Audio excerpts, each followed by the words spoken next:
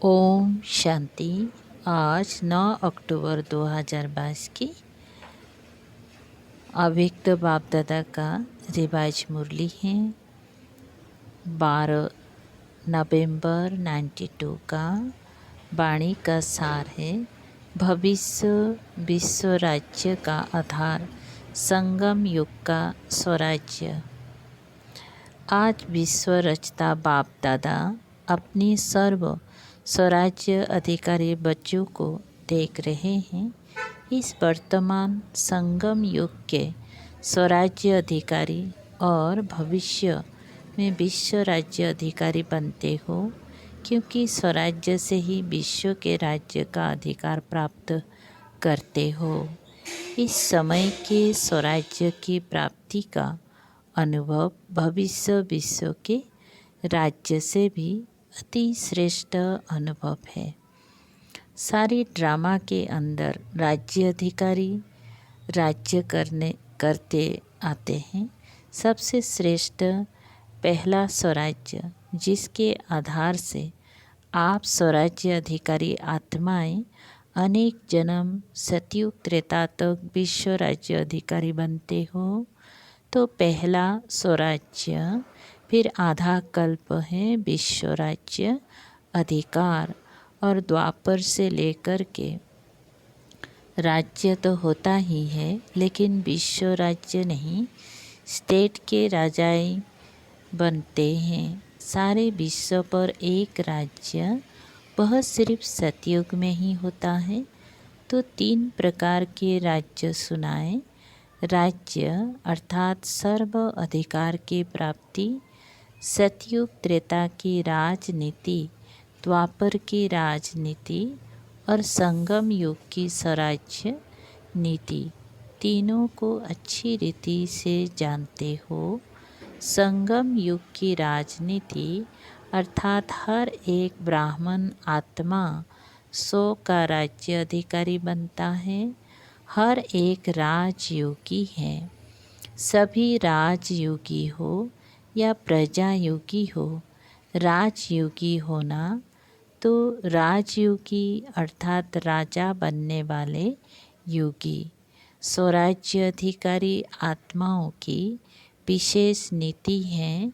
जैसे राजा अपनी सेवा के साथियों को, प्रजा को जैसा जो ऑर्डर करते हैं, उस ऑर्डर से उसी नीति प्रमाण साथी व प्रजा कार्य करते हैं। ऐसे आप स्वराज्य ऑर्डर ऐसे आप स्वराज्य अधिकारी आत्माएं अपनी योग की शक्ति द्वारा हर कर्मेंद्रियों को जैसा ऑर्डर करती हो, वैसे हर कर्मेंद्रिय आपके ऑर्डर के अंदर चलती हैं। ना सिर्फ यह स्थूल शरीर की सर्व कर्मेंद्रिय, लेकिन मन बुद्धि संस्कार भी आप राज्य अधिकारी आत्मा के डायरेक्शन प्रमाण चलते हैं। जब चाहो जैसे चाहो वैसे मन अर्थात संकल्प शक्ति को वहाँ स्थित कर सकते हो। अर्थात मन बुद्धि संस्कार के भी राज्य अधिकारी संस्कारों के बस नहीं, लेकिन संस्कारों को अपने बस में कर श्रेष्ठ नीति से कार्यों में लगाते हो। श्रेष्ठ संस्कार प्रमाण संबंध संपर्क में आते हो। तो स्वराज्य की नीति है मन बुद्धि संस्कार और सर्व कर्मेंद्रियों के ऊपर 100 अर्थात आत्मा का अधिकार। अगर कोई कर्मेंद्रिय कभी आँख धोखा देती, कभी बोल धोखा देता, वाणी अर्थात मुख धोखा देता, संस्कार अपने कंट्रोल में नहीं रहते, तो उसको स्वराज्य अधिकारी नहीं कहेंगी, उसको कहेंगी स्वराज्य अधिकार के पुरुषार्थी। अधिकारी नहीं, लेकिन पुरुषार्थी। वास्तव में राज्य अधिकारी आत्मा को स्वप्न में भी कोई कर्मेंद्रिय व मन बुद्धि संस्कार धोखा नहीं दे सकते, क्योंकि अधिकारी है अधिकारी कभी अधीन नहीं हो सकता। अधीन है तो अधिकारी बनने के पुरुषार्थी हैं। तो अपने से पूछो, पुरुषार्थी हो या अधिकारी हो? अधिकारी बन गए या बन रहे हैं तो स्वराज्य का रूहानी नशा क्या अनुभव कराता है? क्या बन जाते हो? बेफिक्र बादशाह, बेगमपुर के बादशाह। सबसे बड़े ते बड़ा बादशाह है बेफिक्र बादशाह, और सबसे बड़े ते बड़ा राज्य है बेगमपुर का राज्य। बेगमपुर के राज्य अधिकारी के आगे ये विश्व का राज्य भी कुछ नहीं है। यह बेगमपुर के राज्य का अधिकार अति श्रेष्ठ और सुखमय है। हे ही बेगम, तो बेगमपुर का अनुभव है ना? या कभी कभी नीचे आ जाते हो? सदा रूहानी नशे में बेगमपुर के बादशाह हैं। इस अधिकार में रहो, नीचे नहीं आओ। देखो, आजकल के राज्य में भी अगर कोई कुर्सी पर है तो उसका अधिकार है, और कल कुर्सी से उतर आता तो उसका अधिकार रहता है, साधारण बन जाता है। तो आप भी स्वराज्य के नशे में रहते हो, अकाल तख्त नशीन रहते हो। सभी के पास तख्त है ना, तो तख्त को छोड़ते क्यों हो? सदा तख्त नशीन रहो, रूहानी नशे में रहो। अकाल तख्त वह अमृतसर वाला अकाल तख्त नहीं, यह अकाल तख्त, यह अकाल तख्त, यह अकाल तख्त सभी के पास है। तो आधा अकाल तख्त नशीन स्वराज्य अधिकारी किसने बनाया? बाप ने हर ब्राह्मण बच्चे को तख्त नशीन राजा बना दिया है। सारे सृष्टि चक्र के अंदर ऐसा कोई बाप होगा जिसके अनेक सब राजा बच्चे हो? लक्ष्मी नारायण भी ऐसा नहीं बन सकते। ये परमात्म बाप ही कहते हैं कि मेरे सभी बच्चे राजा बच्चे हैं। वैसे दुनिया में कह देते हैं यह राजा बच्चा है, लेकिन बने कुछ भी, सर्वेंट बने या कुछ भी बने, लेकिन कहने में आता है राजा बेटा। लेकिन इस समय आप प्रैक्टिकल में राजयोगी अर्थात राजे बच्चे बनते हो। तो बाप को भी नशा है और बच्चों को भी नशा है। तो स्वराज्य की नीति क्या रही? 100 पर राज्य, हर कर्मेंद्रियों के ऊपर अधिकार हो। ऐसे नहीं कि देखने तो नहीं चाहते थे, लेकिन देख लिया, आंखें खुली थी ना, इसीलिए देखने में आ गया। कान को दरवाज़ा नहीं है, इसीलिए कान में बात पड़ गए। लेकिन 2 कान हैं, अगर ऐसी बात सुन भी ली तो निकालने का भी रास्ता है। इसीलिए इस भारत में ही विशेष ये चित्र बापू की याद में बना हुआ है। बुरा ना देखो, बुरा ना सुनो, बुरा ना बोलो। ये 3 दिखाते हैं, आप 4 दिखाते हो। बुरा सोचो भी नहीं, क्योंकि पहले सोचना होता है, फिर बोलना होता है, फिर देखना होता है। इसीलिए कंट्रोलिंग पावर, रूलिंग पावर रखो। राजा अर्थात रूलिंग पावर, राजा हो और रूलिंग पावर हो ही नहीं तो कौन राजा मानेगा? तो स्वराज्य अर्थात रूलिंग पावर, कंट्रोलिंग पावर। बाप दादा ने पहले भी सुनाया है कि कोई बच्चे परखने में बहुत होशियार होते हैं। कोई भी गलती होती है जो नीति प्रमाण नहीं है तो समझते हैं कि ये नहीं करना चाहिए, ये सत्य नहीं है, यथार्थ नहीं है, अयथार्थ है, व्यर्थ है। लेकिन समझते हुए फिर भी करते रहते हैं या कर लेते हैं, तो इसको क्या कहेंगे? कौन सी पावर की कमी है? कंट्रोलिंग पावर नहीं है। जैसे आजकल कार चलाते हैं, देख भी रहे हैं कि एक्सीडेंट होने की संभावना है, ब्रेक लगाने की कोशिश करते हैं, लेकिन ब्रेक लगे ही नहीं तो ज़रूर एक्सीडेंट होगा ना। ब्रेक है लेकिन पावरफुल नहीं है और यहाँ के बजाय वहाँ लग गए तो क्या होगा? इतना समय तो बर्बाद होगा ना। चाहते हुए भी कर नहीं पाते, ब्रेक लगा नहीं सकते या ब्रेक पावरफुल ना होने के कारण ठीक लग नहीं सकती। तो ये चेक करो, जब ऊंची पहाड़ी पर चढ़ते हैं तो क्या लिखा हुआ होता है? ब्रेक चेक करो, क्योंकि ब्रेक सेफ्टी का साधन है। तो कंट्रोलिंग पावर का व ब्रेक लगाने का अर्थ ये नहीं कि लगाओ यहाँ और ब्रेक लगे वहाँ।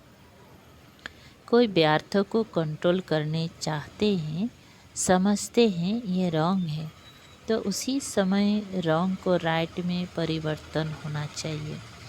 इसको कहा जाता है कंट्रोलिंग पावर।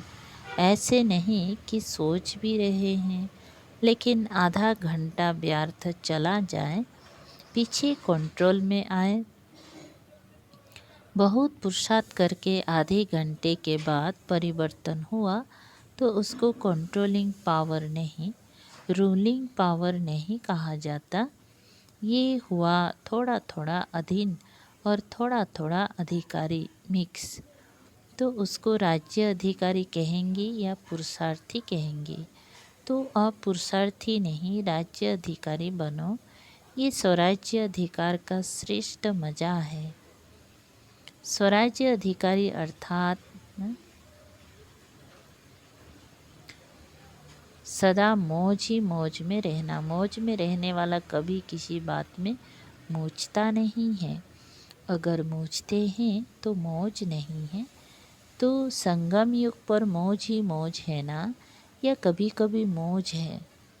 शक्तियों को, पांडवों को मौज है ना, तो समझा स्वराज्य की नीति क्या है और विश्व राज्य की नीति क्या है। चाहे प्रजा है, चाहे रॉयल फैमिली है, लेकिन प्रजा प्रजा नहीं, प्रजा भी एक परिवार है। परिवार की नीति ये है सतयुग त्रेता की राजनीति। राजा कहलाते हैं कि, लेकिन राजा होते भी परम प्रिय पिता का स्वरूप है। परिवार की विधि से राजनीति चलती है। चाहे राज्य कारोबार भिन्न भिन्न हाथों में होगी, लेकिन परिवार के स्नेह की विधि से कारोबार होगी। ऐसे नहीं कि राजा के पास बहुत धन दौलत हो और प्रजा में कोई को खाने पीने के लिए भी नहीं हो। द्वापर कलयुग की राजनीति में लॉ एंड ऑर्डर चलता है, लेकिन विश्व राज्य देव राज्य के समय ये नीति चलती है। लॉ नहीं, लेकिन स्नेह और संबंध की नीति चलती है। कोई भी आत्मा दुख शब्दों को भी नहीं जानती, चाहे राजा हो चाहे प्रजा हो, लेकिन दुख अशांति का नाम निशान नहीं। दुख क्या चीज़ होती है, उसका अज्ञान है, ज्ञान ही नहीं है। जैसे इस समय स्वराज्य के समय भी आपको बाप दादा किस नीति से चलाते हैं, स्नेह और श्रीमत पर चलते रहते तो कोई भी सख्त ऑर्डर करने की आवश्यकता नहीं है। अगर नीति को भूलते हैं तो स्वयं को कलयुग की नीति में चलाते हैं। तो विश्व के राज्य की नीति भी बहुत प्यारी है, क्योंकि अनेकता नहीं है, एक राज्य है और अखुट खजाना है। प्रजा भी इतनी संपन्न होगी, आजकल के जो बड़े बड़े पदमपति हैं उन्हों से भी ज़्यादा। अप्राप्ति का नाम निशान नहीं है, लेकिन इसका आधार क्या है? स्वराज्य। इस समय संपन्न बनते हो, इसलिए परमात्म संपत्ति की संपन्नता सतयुग त्रेता के अनेक जन्म प्राप्त होती हैं। इसीलिए कहाँ नंबर 1 राज्य स्वराज्य, फिर है विश्व राज्य और तीसरा है द्वापर कलयुग का अलग अलग स्टेट का राज्य। इस राज्य को तो अच्छी तरह जानते ही हो, वर्णन करने की आवश्यकता नहीं। तो सदा किस नशे में रहना है? स्वराज्य हमारा जन्मसिद्ध अधिकार है। किस जन्म का? ब्राह्मण जन्म का। ब्रह्मा बाप ने जन्मते ही स्वराज्य का तिलक हर ब्राह्मण आत्मा को लगाया। तिलकधारी होना तिलक है स्मृति का, तिलक भी है, तख्त भी है और ताज भी है। ताजधारी होना, कौन सा ताज? विश्व कल्याण का ताज। विश्व कल्याणकारी होना प्योरिटी का ताज और विश्व कल्याण का ताज डबल ताज है।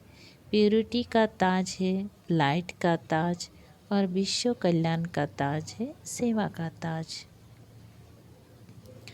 विश्व सेवाधारी होना ऐसे नहीं कि स्टेट के सेवाधारी समझो। हम गुजरात के हैं, हम राजस्थान के हैं, हम दिल्ली के सेवाधारी हैं, नहीं।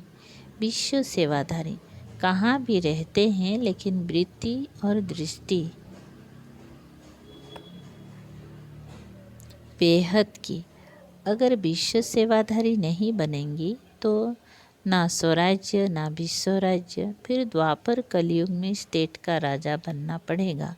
लेकिन विश्व राज्य अधिकारी के लिए सदा अपना ताज तिलक और तख्त सदा इस पर स्थित रहो। शरीर से तख्त पर नहीं बैठना है, लेकिन बुद्धि द्वारा स्मृति की स्थिति में स्थित रहना है। स्थिति में स्थित होना यही तख्त पर बैठना है। जो सदैव बैठ सकते हैं, शरीर से तो कितनी घंटे बैठेंगे, थक जाएंगे ना। लेकिन बुद्धि द्वारा स्थिति में स्थित रहना, यह है तख्त नसीन होना। ये तो सहज है ना। तो स्वराज्य के नशे में निरंतर स्थित रहो। समझा क्या करना है? पुरुषार्थी नहीं, लेकिन अधिकारी बनना। सभी ने मिलन मनाया ना। सभी भाग भाग कर आते हैं परमात्म मिलन का मेला मनाने के लिए।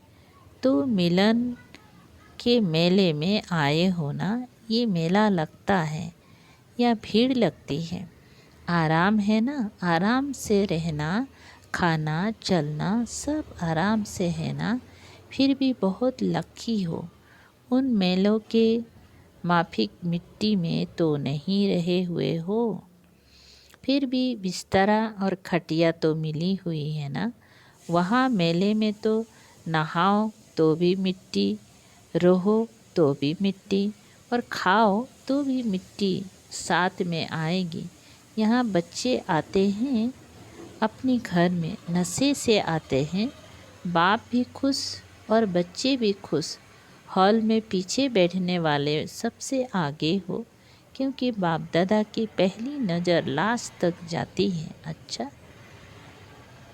स्वराज्य अधिकारी बेफिक्र बादशाह बच्चों को सर्व विश्व राज्य अधिकारी अनेक जन्म संपन्न